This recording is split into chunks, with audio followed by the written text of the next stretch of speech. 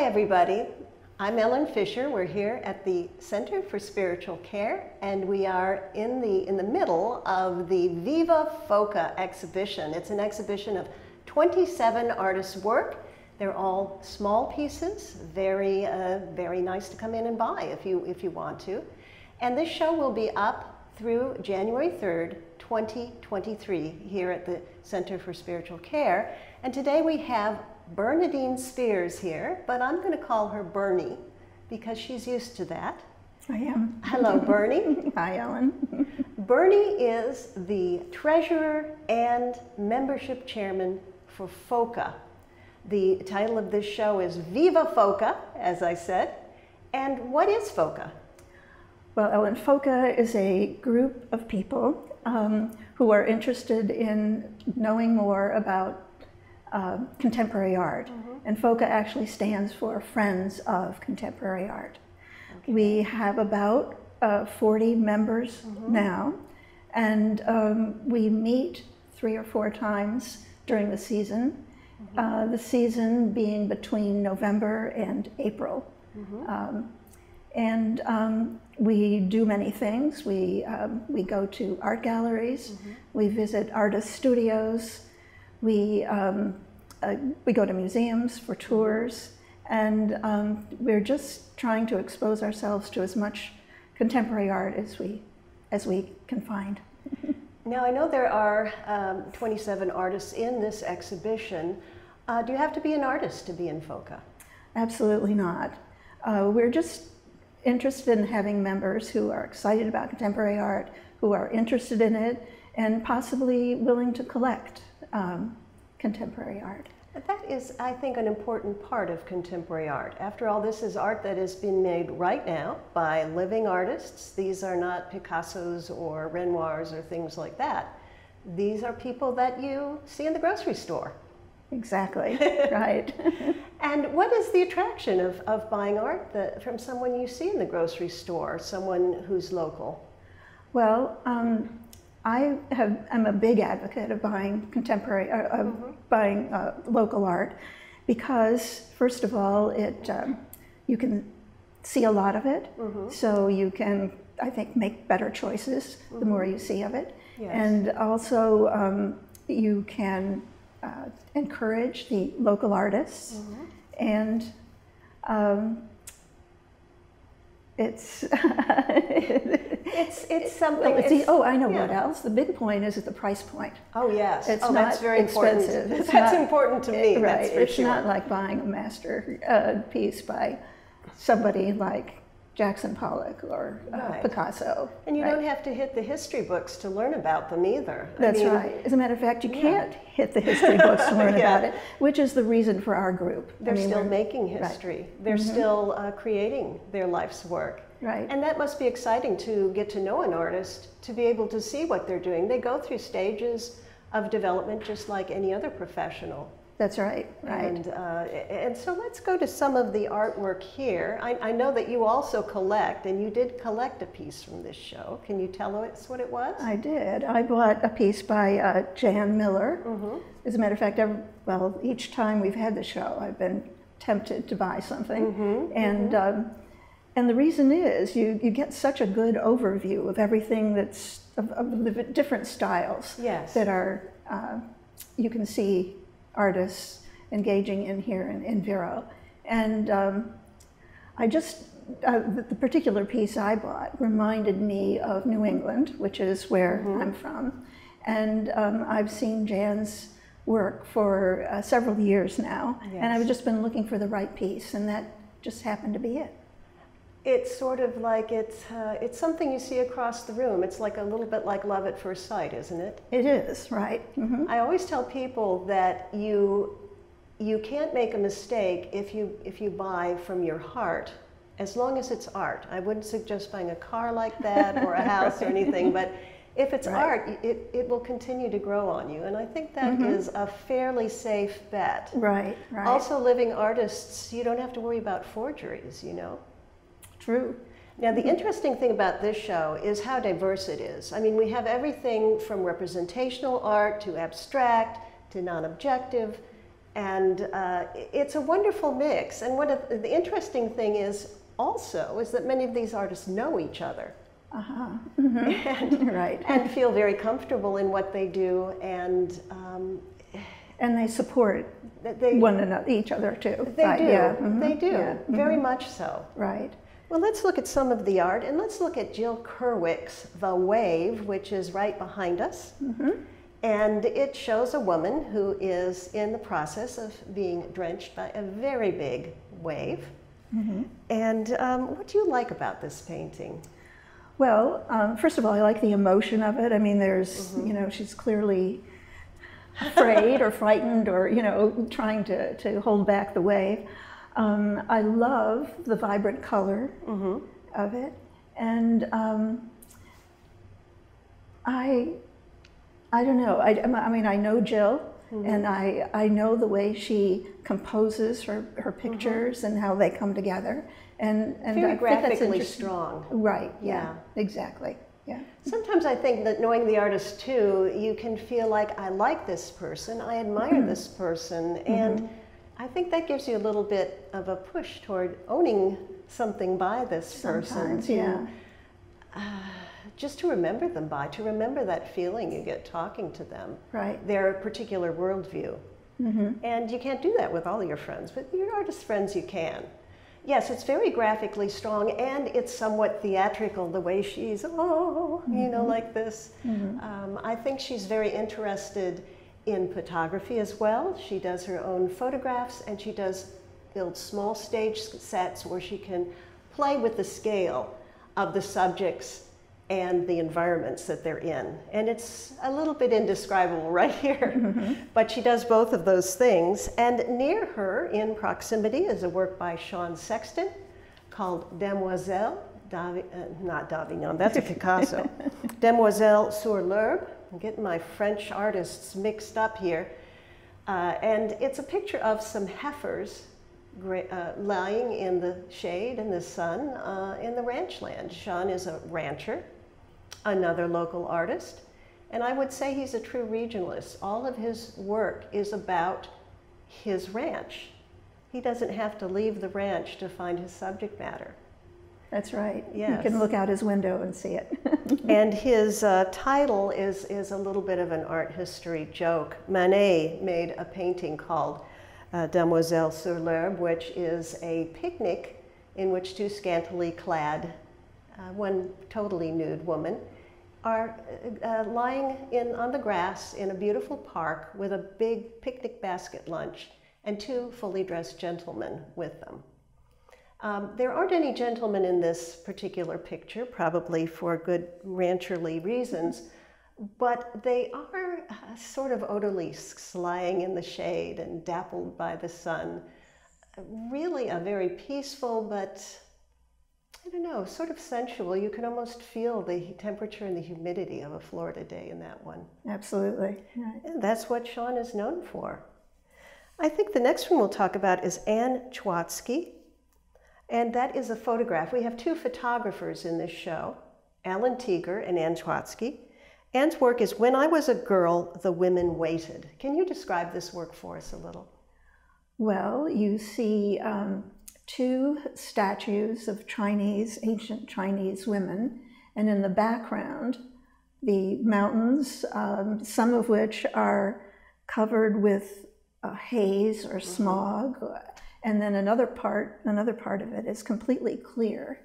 And it's just very riveting, I think. And the title just, you know, touches me immediately. Yes, this is a print that has very velvety blacks and grays. It's you can almost sink right into it. It's like a soft velvet pillow.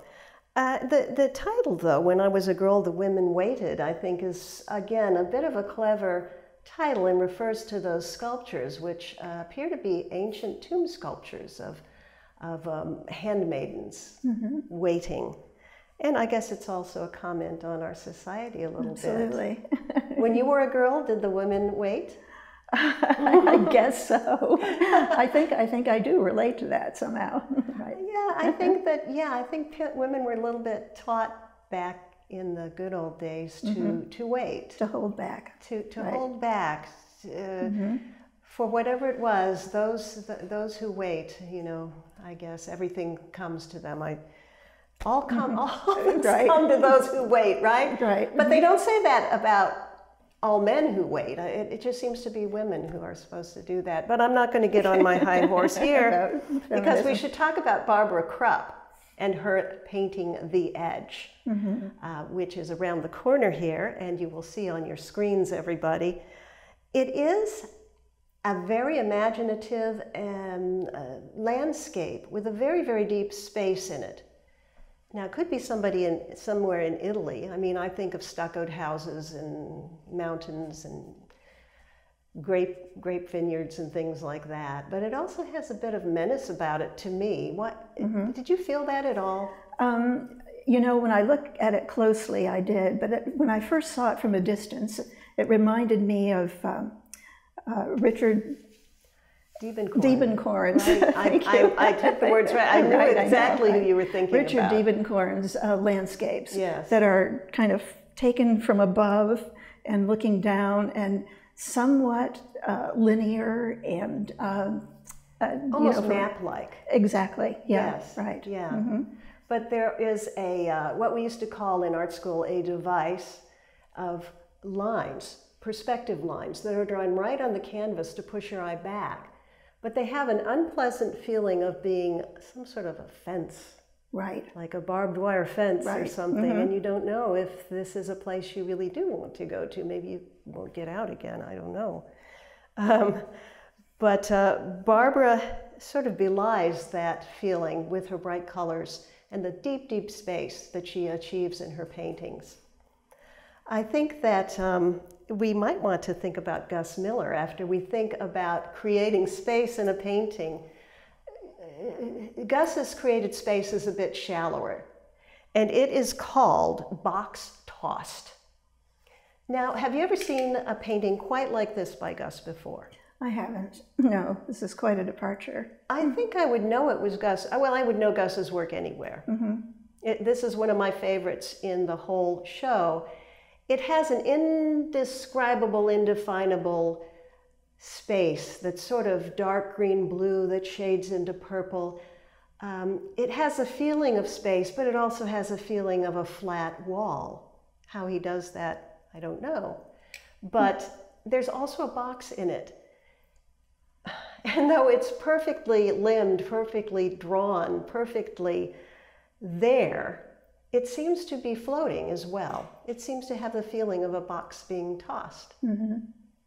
So for me, I think there's the contrast between thinking that maybe this is debris, you know, something that somebody's just thrown out, and then that beautiful background color. I mean, it's a...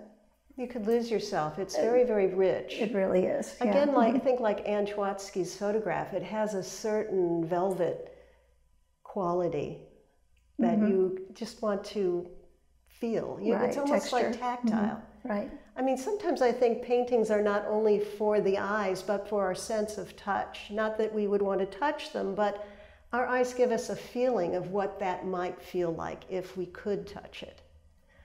So, you know, movies and TV are fine, but there's still a place for paintings and things that don't move just because you turn them on or off. I think another person who has a very indefinable space in this show is Madeline Long. And she has a picture that looks a little bit like a landscape, but it, again, has a graded background that seems like it has a lot of space and no space at all. Right. And the thing on top of it looks like it could be a crumpled piece of paper or envelope. Right. On a small scale, like a still life, or what do you think? Well, and there's kind of like that icy blue color and then the white color. And we spoke earlier about it reminding you of an iceberg, perhaps. And also it's on a something that could look like the ocean water underneath, and then a sky up above it. But it's absolutely beautiful. I do. I like this one very well. I like those pictures like Madeline's, like Gus's, that tiptoe along a line between representation and pure abstraction, that we can bring to it whatever we want. Lots of different interpretations, right? Yes. Right. I think in Madeline's, I almost feel a sense of loneliness. If it were a still life and a crumpled envelope and letter on a table, I mean, I can think of all sorts of stories that would Right. be. And if it is an iceberg in a cold Antarctic landscape, I can almost feel the chill. Right. With Gus's work, there's always a sense of humor. So there's a sense of playfulness in his work that Madeline's lacks. Madeline has drama, and Gus has humor, and both of them used very elemental shapes, very sparse backgrounds, and yet got two totally different feelings for me. Do you think you have to be very, very knowledgeable to come to a picture and appreciate it? Speaking as a FOCA member. Right. I have to say that I hope not, because that's the way I come to everything that I see. For me, it's more. You mentioned your heart earlier. I would say my gut. I mean, I can. You're just drawn to some pieces of art, and you know, they just kind of pull at you from across the room, even. Yes. And you talk about, you know, what this might be. I wonder if artists would be interested in knowing what you think that might be, what I think that might be, or if they would be surprised. Or I think we're going to have another program on the 15th of this month at 3:30 to 4:30 p.m. in which the artists are going to stand up and talk about their work. Right. So you'll have to be there. Right. And you'll have to ask all them. those questions that are burning right now in your mind about these things. I know that I have some questions for the artists. Right. Well, are there any others that you want to talk about in particular? Another landscape here that's really quite beautiful is Emily Tremmel's piece, and I can't read the title from here. But It's Mountain Home. Mountain Home, but there are no little cabins in there. Right. I guess we must be on the front porch looking out. Right, yes. And the thing I like about that is that you kind of think you know what you're looking at, but it's not as clear cut. It's not so definite. I don't know if we're looking at the Appalachians or the Rockies. And I think maybe there is some wisdom in the artist's part. Right, in and that. what is all the red there in the middle? I mean, I like the way it works on the canvas. Yeah, it's an out-of-the-tube cadmium red, which is the brightest red you can have in your paint box. Is it? And although you would expect it to jump out like a brush fire at you, it seems to stay right where she put it, in the middle ground. And we don't really think of it as something dangerous, at least I don't. I think it's flowers or reddish grasses, something like that, that's just there to be beautiful. Right, we'll have to ask her. Yes. I think that some artists like Emily look specifically for the beautiful in their work, that they have an idea of what it is. I think they know their audience too, and I think that they know that people will relate to that sense of beauty. I think it's something that maybe it's our culture, our society, that we're all primed to share. Well, Bernie, it's been nice talking to you today here at the Center for Spiritual Care in Viva FOCA. Thanks for coming, and we'll see you at the next FOCA meeting. My pleasure. Thank you, Ellen. Bye-bye.